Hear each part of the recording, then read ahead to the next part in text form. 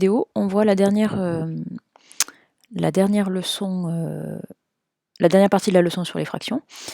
Alors, on va apprendre à encadrer une fraction entre deux nombres entiers consécutifs.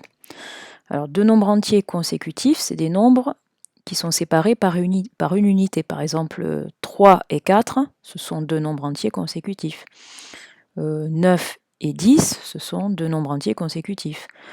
Si je prends par exemple 21, le nombre entier juste consécutif en étant plus grand, c'est 21 plus 1, c'est 22. D'accord? Et on peut prendre aussi le nombre qui précède, 19 et, 20 et 21, par exemple, ce sont deux nombres entiers consécutifs. Alors, normalement, vous avez regardé préalablement la petite vidéo canopée que je vous avais mis en ligne, avec l'histoire de la sorcière qui a caché sa poudre de perlimpinpin à 27 quarts du début de la haie d'arbre. Alors, peut-être vous n'avez pas tout compris, mais on va reprendre les éléments importants. Alors, cette fraction 27 quarts, si on veut la positionner entre deux nombres entiers, on peut utiliser d'abord une demi-droite graduée, parce que ça, pour l'instant, on sait faire. Donc on a une demi-droite graduée, avec ici régulièrement des graduations entières, 1, 2, 3, 4, 5, 6, etc. Et cette fraction 27 quarts, on se demande entre quels deux nombres entiers va-t-elle se situer? Est-ce qu'elle va être entre 1 et 2? Est-ce qu'elle va être entre 2 et 3? Est-ce qu'elle va être entre 3 et 4, etc. Alors, pour l'instant, ce qu'on peut déjà faire, c'est utiliser le repérage d'une fraction dans une demi-droite graduée, parce que ça, on sait faire. Donc là, on a 27 quarts. On regarde ici au niveau de l'unité. Elle a été partagée en quarts. 1 quart, 2 quarts, 3 quarts. Au niveau de l'abscisse 1, on a 4 quarts. D'accord, ça c'est un travail qu'on avait fait dans les séances précédentes. On a 4 quarts. Quand on arrive à 2, on est à donc 4, 5, 6, 7, 8 quarts. Hop. D'accord. Et on voit qu'on peut avancer ainsi de 4 en 4, puisqu'on avance de quart en quart. Donc au niveau du 3, on est à 8 plus 4, 12 quarts. Hop, 12 quarts. Quand on arrive à 4, 4 fois 4, on est à 16 quarts. Au niveau de 20, vous voyez, on avance dans la table de 4, hein, si vous avez remarqué. 16, voilà, hop. Au niveau du 6, alors vous voyez, on sent qu'on se rapproche. Nous, ce qu'on veut encadrer, c'est 27 quarts. Là, on est déjà à 20 quarts. Au niveau du 6, on est à 24 quarts. Hop. Et au niveau du 7, on est à 7 fois 4, 28 quarts. Voilà, donc là, vous voyez de manière évidente que votre fraction 27 quarts, elle va forcément se situer dans cette zone-là, entre 24 quarts et 27 quarts. Plus précisément, elle va être ici, puisqu'on est à 24, 25, 26, 27. Voilà, la fraction 27 quarts, hop, elle se positionnera ici. Donc, entre quel nombre entier? Entre 6 et 7. Alors, pourquoi? Parce que 27 quarts, si on cherche dans la table de 4, dans la table de multiplication de 4, qu'est-ce qui est le plus proche de 27? Qu'est-ce qui est le plus proche de 27? C'est donc soit 24, soit 28. Donc on a hop, la fraction 27 quarts qui est comprise entre 24 quarts et 28 quarts. Hop. Et en fait, si notre encadrement, si au lieu de l'exprimer en fraction, on l'exprime en nombre entier, en utilisant l'écriture décimale de la fraction, 24 divisé par 4, c'est quoi 24 divisé par 4? C'est 6. Et 28 divisé par 4, c'est 7. D'accord? Vous vous rappelez le travail qu'on a fait sur les fractions quotients. Le trait de fraction, on peut le remplacer par une division. Ok? Donc, partant de là, vous voyez que finalement, si on vous demande d'encadrer une fraction entre deux nombres entiers, on n'a pas forcément besoin de retracer toute une demi-droite graduée, de partir de zéro, de compter, etc. etc. C'est un peu fastidieux, c'est un peu long. On va plutôt se servir de tout ce qu'on a appris sur la division. Je vous propose la fraction 27 quarts. On cherche du coup dans la table de multiplication de 4 le nombre le plus proche de 27. Autrement dit, on fait la division de 27 par 4. D'accord? 27 divisé par 4, si vous vous souvenez. Ben, vous cherchiez dans 27 combien de fois je peux mettre 4. Ben, le plus près, ça va être, du coup, si je prends donc 4 fois 7, 28, je dépasse. Donc 6 fois 4, 6 fois 4, 24, je suis le plus proche de 27. D'accord? Donc je cherche le quotient de 27 par 4, je trouve 6. Et il va rester 3, bien sûr. Donc 6, c'est la première partie de mon encadrement. Et je fais 6 plus 1 pour trouver l'autre partie de l'encadrement. On va l'appliquer, regardez, à l'autre exemple qu'on avait dans la petite vidéo. On veut encadrer la fraction 53 huitièmes entre deux nombres entiers consécutifs. Donc pour cela, j'effectue la division euclidienne de 53 par 8. Donc pour ça, je réfléchis, dans 53, au maximum, combien de fois je peux mettre 8? Je cherche dans la table de 8 le nombre le plus proche de 53. Donc dans la table de 8, qu'est-ce qu'on a? On va avoir 3 fois 8, 32, donc ça, 3 fois 8, 24, pardon, donc on en est encore loin. 4 fois 8, 32, on est encore loin. 5 fois 8, 40, on se rapproche un peu. 6 fois 8, 48, on se rapproche sérieusement. 6 fois 8, 48. D'accord? Et 8 fois 7, 56. Donc là, on va dépasser. Donc, notre fraction, là, elle va être comprise entre donc 8 fois 6 qui fait 48, donc elle va être comprise. Donc, 53 huitièmes, hop, elle est comprise entre 48 huitièmes, là, d'accord, je cherche le nombre dans la table de 8 le plus proche de 53.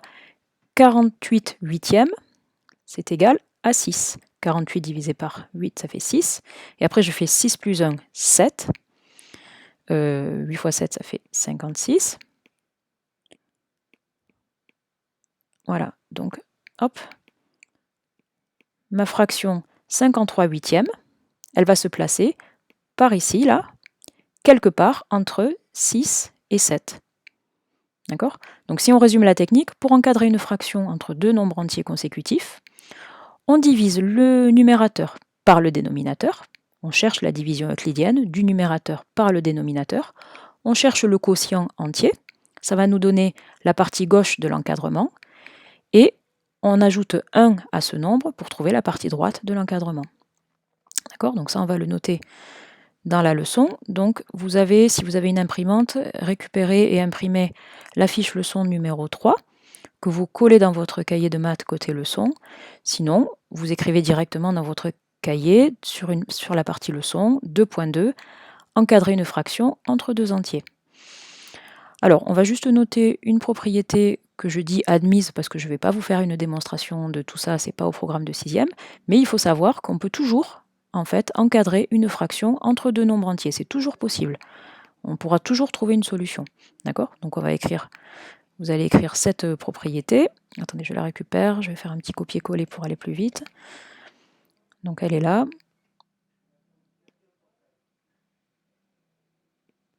Voilà, donc hop, vous pouvez faire pause sur la vidéo le temps de copier cette propriété. Toute fraction peut être encadrée par deux nombres entiers consécutifs. Donc ça, c'est la propriété, bon, il faut l'avoir en tête, c'est toujours possible. Et ce qui est important maintenant, c'est de connaître la méthode qu'on vient de voir. Alors, on va regarder peut-être d'abord l'exemple ici. On veut encadrer la fraction 43 sixièmes par deux nombres entiers consécutifs. Donc pour cela, plutôt que de tracer toute une demi-droite graduée complète, de redécouper chaque unité en sixièmes, de compter jusqu'à 43 sixièmes, qui est très fastidieux, on va gagner du temps maintenant qu'on connaît bien les fractions quotients et qu'on a travaillé la division. On va chercher 43 divisé par 6. 43 divisé par 6, 43 n'est pas dans la table de 6, donc on ne va pas trouver un nombre entier.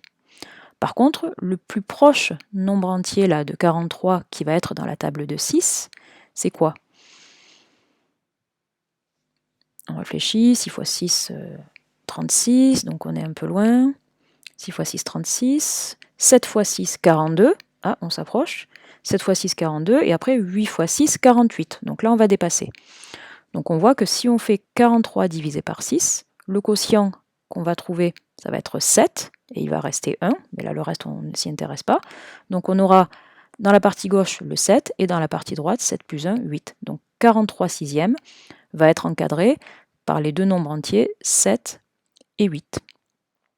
Alors je vais vous faire renoter la méthode, et puis après on écrira le détail de l'exemple. Alors la méthode c'est quoi? Elle est ici.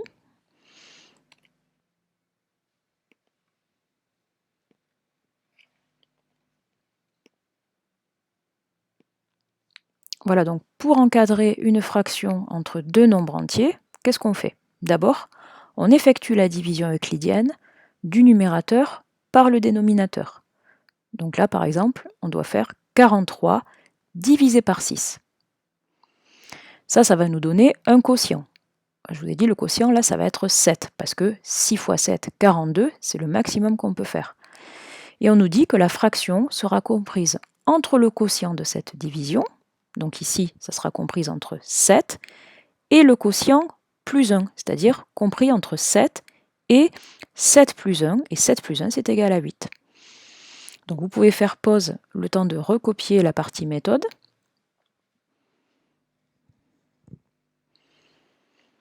Et on va voir ici, donc pour l'exemple,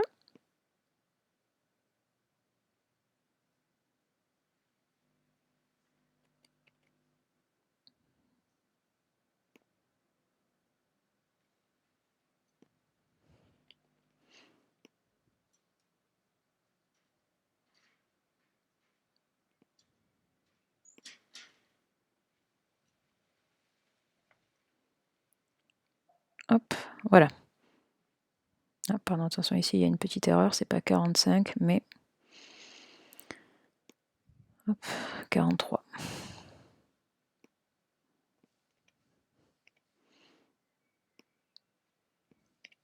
J'ai changé mon exemple entre-temps. Alors,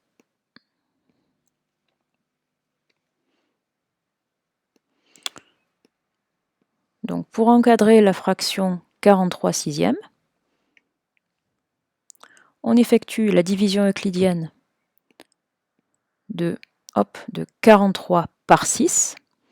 Et cette division euclidienne de 43 par 6, elle s'écrit donc, vous savez, l'égalité qu'on peut écrire à la fin, ça va donner 43, c'est égal à 6 fois 7, qui font 42, plus 1. Bon, le reste ne nous intéresse pas ici.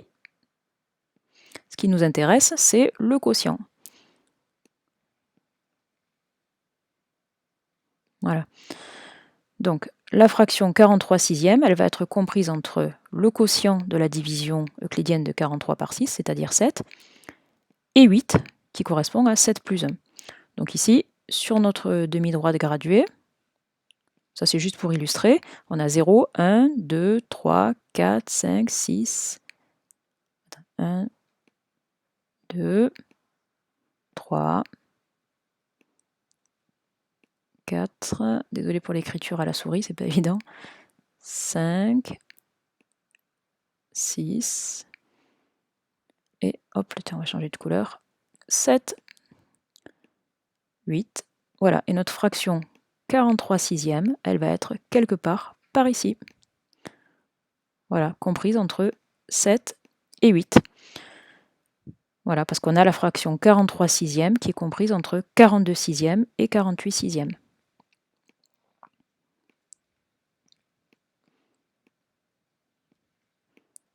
Voilà, ici notre fraction à encadrer.